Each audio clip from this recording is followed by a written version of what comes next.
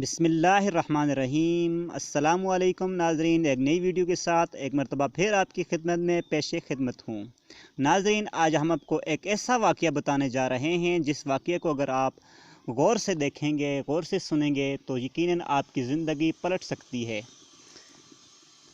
तो नाज़रीन, लीजिए, इस वाक़ये को शुरू करने से पहले मैं आपको बताता चलूँ कि अगर अभी तक आपने हमारे चैनल को सब्सक्राइब नहीं किया तो इसे सब्सक्राइब कीजिएगा और बेल आइकन के बटन को ज़रूर दबाइएगा ताकि हमारे हर आने वाली वीडियो का नोटिफिकेशन आपको मिलता रहे। तो लीजिए, इस वाक़ये को शुरू करते हैं। उसने एक मांगने वाले को जट से कुछ निकाल कर दे दिया। मैंने कहा, भाई देखभाल कर देना चाहिए, ये फ्रॉड लोग होते हैं और आम इंसान के जज्बा नेकी को एक्सप्लॉइट करते हैं। फरमाने लगे, आपने बजा फरमाया, मैं पहले ऐसा ही किया करता था, फिर एक वाक़ये ने मेरी दुनिया बदल कर रख दी। मैं धर्मपुरा लाहौर में अपने घर से साइकिल पर निकला था कि ठेकेदार से अपने बकाया जात वसूल कर लूँ। मैं स्टील फिक्सर था और एक कोठी के लेंडर के पैसे बाकी थे, मगर ठेकेदार आजकल पर रखा रहा था। मैं साइकिल पर जा रहा था कि एक शख्स अपना बच्चा फुटपाथ के किनारे लटाए अस्पताल पहुँचाने के लिए टैक्सी का किराया मांगता फिर रहा था। वो कभी किसी पैदल का बाजू पकड़कर हाथ जोड़ देता, मेरा बच्चा बचा लो, मुझे टैक्सी का किराया दे दें, तो कभी मोटरसाइकिल वाले को हाथ देकर रोकता, कभी किसी कार वाले के पीछे भागता कि वो कार में इसके बच्चे को अस्पताल पहुंचा दे। कोई रुकता, कोई ना रुकता, जो रुकता वो भी इसे गौर कर देखता और आप वाली सोच कर इसे डांटता, काम करके दिखाने की नसीहत करता और आगे निकल जाता। मैं जो साइकिल साइड पर रोके एक पाँव ज़मीन पर टेके इसका तमाशा देख रहा था, अचानक उसकी नज़र मुझ पर भी पड़ी और उसने मेरी साइकिल का हैंडल पकड़ लिया। बेईजान, खुदा के लिए मेरे बच्चे की ज़िंदगी बचा लें, इसको सख्त बुखार है, आप नीचे उतरकर इसको देख तो लें, आपको यकीन आ जाएगा, आप देंगे तो शायद किसी और को भी एतबार आ जाए। मगर मैं भी आपकी तरह सोच रहा था। फिर जिस जाराना अंदाज में इसने मेरी साइकिल का हैंडल पकड़ रखा था, लगता था इधर मैं साइकिल से उतरा और उधर वो साइकिल पकड़ के भाग जाएगा। मैंने भी इसे काम करके खाने की तलकीन की और पिछले जुम्मे में सुनी हुई हदीस इसको भी सुना दी कि अल-कासिबु हबीबुल्लाह, कमा कर खाने वाला अल्लाह का दोस्त होता है, और अपना हैंडल छुड़ाकर बड़बड़ाता हुआ आगे चल पड़ा। हरामखोर हमें बेवकूफ़ समझते हैं। 2-3 घंटे बाद जब मैं बकाया जात वसूल करके वापस आया तो वो अभी इसी जगह खड़ा मांग रहा था। बच्चे को अब वो सड़क के पास आया था और इसके चेहरे से कपड़ा भी उठा रखा था। वो दहाड़े मार कर रो रहा था। अब वो बच्चे के कफन उठाने के लिए मांग रहा था।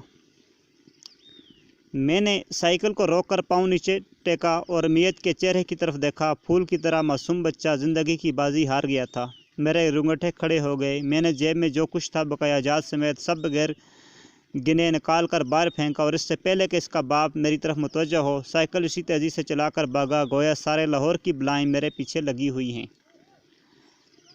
मैं घर पहुंचा तो मेरा बुरा हाल था। थोड़ी देर के बाद मुझे बुखार ने आ गिरा। बुखार में कुछ ऐसा था गोया मेरे सारे गुनाहों का कफ़ारा इसी बुखार से होना था। घर वाले मुझे अस्पताल के लिए लेकर निकलते और मैं चारपाई से छलांग लगा देता। मुझे अस्पताल नहीं जाना था, मैं इसी बच्चे की तरह एड़ियाँ रगड़ कर मरना चाहता था।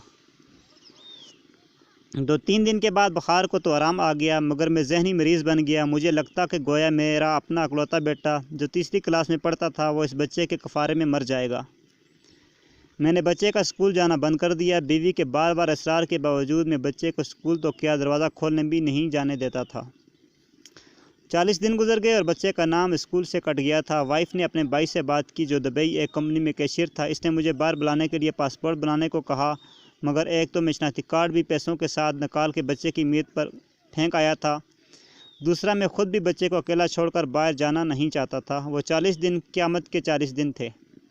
40वें दिन 10 बजे के लगभग हमारे घर का दरवाज़ा बजा। दरवाज़े को मैंने खुद खोला और सामने इस बच्चे के बाप को देखकर मुझे तो चक्कर आ गए। मुझे लगा जैसे हम दोनों आमने सामने खड़े खला में चक्कर काट रहे हैं। दरमियान में बच्चे का चेहरा भी आ जाता। मेरी कैफियत से बेखबर इस बाप ने मुझे दबोच लिया और फूट फूट कर रोना शुरू कर दिया। वो कुछ कहने की बजाय मेरी थोड़ी को हाथ लगाता और इसे चूम लेता, जबकि मैं पत्थर का बुत बने इसकी गिरफ्त में था कि अचानक मुझे झटका लगा और मेरी चीख कुछ इस तरह निकली जिसे किसी को पानी पीते हुए अच्छू लग जाता है और पानी इसके मुंह और नाक से बह निकलता है। मैं इस बच्चे के बाप को सख्ती के साथ सीने से लगाए हुए यूँ रो रहा था, गोया इसका नहीं बल्कि मेरा बच्चा मर गया है।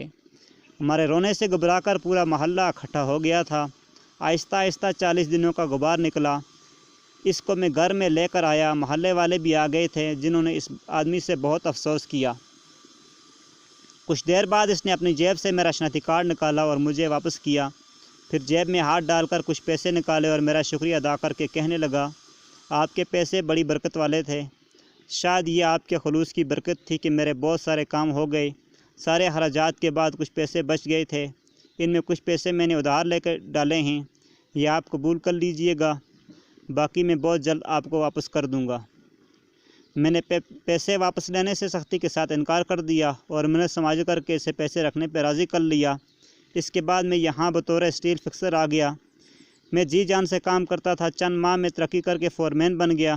3 سال بعد میں نے سالے کی مدد سے اپنی کمیٹی بنا لی اور اس بچے کے والد کو بھی اپنی کمپنی میں بلا لیا۔ آج وہ میری کمپنی میں فورمین ہے۔ اس بچے کے بعد اللہ نے اسے 2 بیٹیوں اور 1 بیٹی سے نوازا ہے۔ میں اسے آپ سے بہت جلد ملواؤں گا، مگر اس سے سائیکل والا قصہ مت بیان کیجیے گا۔ وہ آج تک نہیں پہنچانا کہ میری سائیکل روک کر اس نے مجھ سے سوال کیا تھا کہ وہ مجھے ولی اللہ سمجھتا ہے جس نے اس کے بچے کی لاش دے کر سب کچھ نکال کے دے دیا۔ قاری صاحب، اس دن کے بعد میں کسی کا ہاتھ خالی نہیں لوٹاتا۔ تھوڑا سا دینے سے نہ وہ امیر ہوتا ہے اور نہ میں غریب ہوتا ہوں۔ بس دل کو تسلی ہوتی ہے کہ میں اس بچے کا خون بہا ادا کر رہا ہوں۔ رہ گئی لوٹنے کی بات، تو قاری صاحب ہمیں کون نہیں لوٹتا؟ جوتے والا ہمیں لوٹتا ہے، کپڑے والا ہمیں لوٹتا ہے، سبزی اور گوشت والا ہم کو لوٹتا ہے۔ اتنا لوٹنے کے بعد اگر کوئی ہمیں اللہ کے نام پہ لوٹ لے تو شاید حشر میں ہماری نجات کا سامان ہو جائے کہ یہ بندہ میری خاطر میرے نام پہ لوٹتا رہا ہے۔ ناظرین، ویڈیو اگر آپ کو اچھی لگی تو اسے شیئر اور لائک ضرور کیجیے گا۔ ملتے ہیں ایک نئی ویڈیو کے ساتھ، تب تک اللہ حافظ۔